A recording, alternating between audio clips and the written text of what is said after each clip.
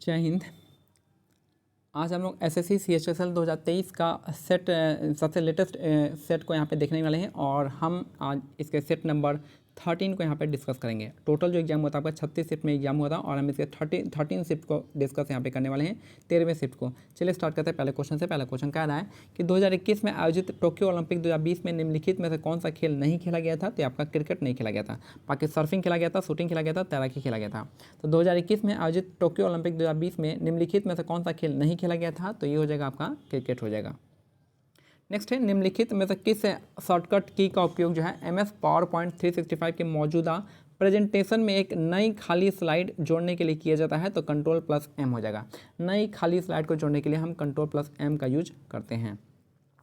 Next है network के जो है गेटवे जो होता है, गेटवे नेटवर्क के प्रवेश और निकास बिंदु का कार्य करता है क्योंकि रूटिंग पाथ का उपयोग करने के लिए नेटवर्क में आने या जाने वाले सभी डेटा को पहले इनके माध्यम से गुजरना होता है। तो गेटवे इसका करेक्ट आंसर हो जाएगा। नेक्स्ट है यदि एक आलेख ग्राफ में प्राशित समग्र मांग और प्रत्याशित समग्र पूर्ति को एक साथ प्लॉट किया जाता है तो किस बिंदु पर संतुलन प्राप्त होगा? तो ये हो जाएगा जहां प्रतिशत समग्र और मांग प्रत्याशित समग्र पूर्ति के बराबर होता है। जहां भी बराबर होगा वहां पे ये आपका संतुलन प्राप्त होगा। नेक्स्ट है हमारा भारतीय संविधान में विधि द्वारा स्थापित प्रक्रिया की अवधारणा निम्नलिखित में से किस देश से ली गई है? प्रोसीजर इस्टेब्लिश बाय लॉ जो है आप कहाँ से लिया गया है? तो आपका जापान से लिया गया है। प्रोसीजर इस्टेब्लिश बाय लॉ कहाँ से लिया गया है? तो आपका जापान से लिया गया है। ठीक है, तो ये हमारा हो जाएगा ऑप्शन सी जापान हो जाएगा। नेक्स्ट है 2020 के टोक्यो ओलंपिक खेलों में भारत द्वारा जीते गए पदकों की कुल संख्या कितनी थी? तो आपका 7 हो जाएगा। टोक्यो 2020 में ओलंपिक खेलों में भारत द्वारा जीते गए पदकों की संख्या थी 7।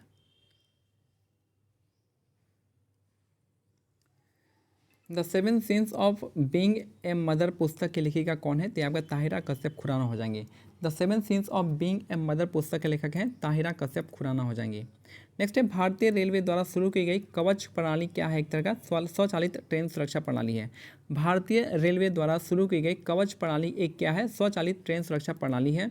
नेक्स्ट है क्वेश्चन नंबर 9, निम्नलिखित में से रोग अवधि का कौन सा युग में सही है? तीव्र एक्यूट जो होता है लंबी अवधि के लिए होता है और दीर्घकालिक जो होता है आपका क्रॉनिक होता है। तो यहाँ पे जो दोनों ही उल्टा लिख दिया है तो यहाँ पे ना तो एक ना तो दो होगा। ठीक है, दोनों ही उल्टा लिखा है। एक्यूट जो होता है कम समय के लिए होता है, आपका दीर्घकालिक होता है लंबी अवधि के लिए होता है। नाम से ही पता चल रहा है।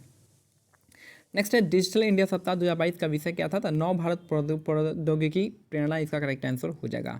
डिजिटल इंडिया सप्ताह 2022 का विषय था आपका नव भारत प्रौद्योगिकी प्रेरणा, इसका करेक्ट आंसर हो जाएगा। नेक्स्ट है निम्नलिखित में से कौन सा देश घास स्थल का नाम का युग में सही है? तो अर्जेंटीना हो जाएगा पंपाज और ब्राज़ील हो जाएगा स्टेपिज। तो यहाँ पे जो है आपका ब्राज़ील यहाँ पे स्टेपिज नहीं आता है, तो यहाँ पे केवल एक इसका करेक्ट आंसर हो जाएगा। ब्राज़ील जो है आपका ये आपका किस में आता है? तो आपका साउथ अमेरिका में आता है और साउथ अमेरिका में आपका कौन सा घास का मैदान होगा? ब्राज़ील जो है यहाँ पे सेलवास हो जाएगा। ठीक है, सेलवास हो जाएगा, सेलवास या कंपोज हो जाएगा। नेक्स्ट है भारतीय संविधान में कौन सा भाग मूल अधिकारों से संबंधित है? तो मूल अधिकार आता है पार्ट 3 में। पार्ट 4 में क्या आएगा? DPSP आएगा और पार्ट 2 में आप सिटीजनशिप आ जाएगा। ठीक है, तो भारतीय संविधान का कौन सा भाग जो है मूल अधिकारों के से संबंधित है? तो पार्ट 3 हो जाएगा। नेक्स्ट है मीता अपने स्कूल के वार्षिक समारोह घूमर प्रस्तुत करती है। इस नृत्य शैली की उत्पत्ति किस राज्य में है? तो घूमर जो आपका राजस्थान का है। घूमर कहाँ का हो जाएगा? राजस्थान, इसका करेक्ट आंसर हो जाएगा। नेक्स्ट है सितंबर 2022 में किस राज्य को संस्कृति के लिए सर्वश्रेष्ठ गंतव्य बेस्ट डेस्टिनेशन फॉर कल्चर हेतु अंतर्राष्ट्रीय पर्यटन पुरस्कार मिला था? तो आपका पश्चिम बंगाल इसका करेक्ट आंसर हो जाएगा। तो सितंबर 2022 में किस राज्य को संस्कृति के लिए सर्वश्रेष्ठ यानी बेस्ट डेस्टिनेशन फॉर कल्चर हेतु अंतर्राष्ट्रीय पर्यटन पुरस्कार मिला है? तो पश्चिम बंगाल को यह पुरस्कार दिया गया है। 2021 में आयोजित टोक्यो ओलंपिक 2020 में तलवारबाजी यानी फेंसिंग में भारत का प्रतिनिधित्व किसने किया था? तो ये थी आपकी भवानी देवी ने। 2021 में आयोजित टोक्यो ओलंपिक 2020 में तलवारबाजी यानी फेंसिंग में भारत का प्रतिनिधित्व किसने किया है? तो यह किया है भवानी देवी, का करेक्ट आंसर हो जाएंगी। शेर खान ने हुमायूं को कन्नौज में वर्ष 1540 में हराया था। शेर खान ने हुमायूं को कन्नौज में 1540 में हराया था। नेक्स्ट है क्वेश्चन कुका विद्रोह जो है कुका मूवमेंट की शुरुआत निम्नलिखित में से किसने की थी? तो आपका सतगुरु राम सिंह ने किया था। कुका विद्रोह का जो मूवमेंट है स्टार्ट किया था आपका सतगुरु राम सिंह, इसका करेक्ट आंसर हो जाएंगे। नेक्स्ट है निम्नलिखित में से किस प्रक्रिया द्वारा हमें दो मिश्रणीय द्रवों को अलग कर सकते हैं, तो यहाँ पे ऑप्शन इसका करेक्ट आंसर हो जाएगा। तो निम्नलिखित में से किस प्रक्रिया द्वारा हम दो मिश्रणीय द्रवों को अलग कर सकते हैं, तो यह जगह आपका ऑप्शन इसका करेक्ट आंसर हो जाएगा। नेक्स्ट है किस नियम को जड़त्व का नियम भी कहा जाता है, तो न्यूटन के फर्स्ट लॉ को जड़त्व का नियम भी कहते हैं। तो न्यूटन फर्स्ट लॉ मोशन को कहते हैं आपका लॉ ऑफ इनर्शिया। नेक्स्ट है क्वेश्चन 20 हो जाएगा यहाँ पे।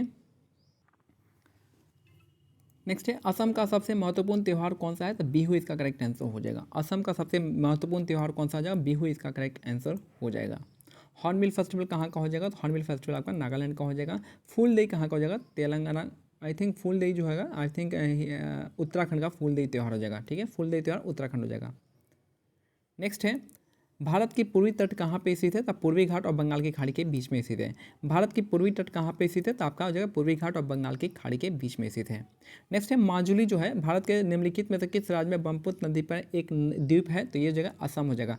माजुली जो है विश्व का सबसे बड़ा नदी द्वीप है और ये ब्रह्मपुत्र नदी पे है और ये कहाँ पे है, असम में है। नेक्स्ट है क्वेश्चन नंबर 23 का ना, मांग का नियम बताता है कि किसी वस्तु की मांग और उसकी कीमत के बीच एक ऋणात्मक संबंध होता है। तो मांग का नियम क्या बताता है, तो किसी वस्तु की मांग और उसकी कीमत में क्या होता है, आपका ऋणात्मक संबंध होता है।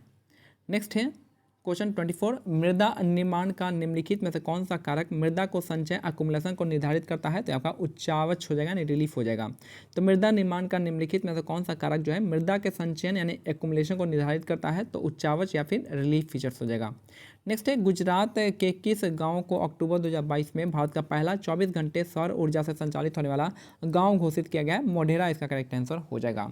गुजरात के किस गांव को अक्टूबर 2022 में भारत का पहला 24 घंटे सौर ऊर्जा से संचालित होने वाला गांव घोषित किया गया है, तो मोढेरा इसका करेक्ट आंसर हो जाएगा।